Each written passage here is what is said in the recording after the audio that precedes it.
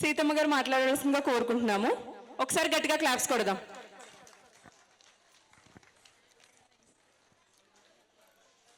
అందరికీ నమస్కారం అండి. మా గురువు గారైన బ్రహ్మర్షి పితామహ పత్రిజీ గారికి నా ఆత్మ ప్రణామాలు తెలుపుకుంటున్నాను. అలాగే ఇక్కడ ఈరోజు శ్రీకృష్ణ జన్మాష్టమి వేడుకలు ఇంత అంగరంగ వైభవంగా జరుగుతున్నాయంటే దీని వెనకాల ఎంతో హార్డ్ వర్క్ ఉందండి.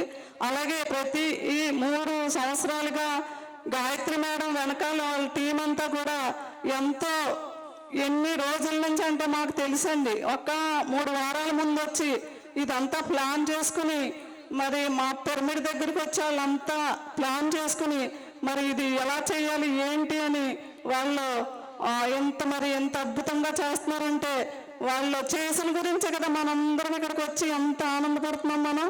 అలాగే ప్రతి ఒక్కళ్ళు కూడా ఇలాంటి అవకాశాలని ఉపయోగించుకోవాలి. తర్వాత ఇక్కడ బాలయోగేశ్వర పిరమిడ్ ధ్యాన కేంద్రం ఉందండి, అది ప్రతి నెలాఖరు క్లాసులు జరుగుతాయి. అక్కడికి కూడా మీరు అందరూ రావాలని కోరుకుంటున్నాము. అలాగే బ్రహ్మర్షి పితామహ పత్రిజీ రాకముందు నా జీవితం అంతా అసమయగోచరంగా ఉండేది. నేను ధ్యానంలోకి వచ్చిన తర్వాత నేను ఎంతో ఆనందంగా బ్రహ్మానందంగా ఉన్నాను. దానికి అంతటికి కారణం ధ్యానం ఒక్కటే మార్గం. ధ్యానం చేస్తే మనలో గత జన్మల నుంచి వస్తున్న కర్మలన్నీ దగ్ధమైపోతాయండి. అది నేను అనుభవపూర్వకంగా తెలుసుకున్నాను. నేను అంతకు ముందు ఎప్పుడు చచ్చిపోవాలని అనుకునేదాన్ని.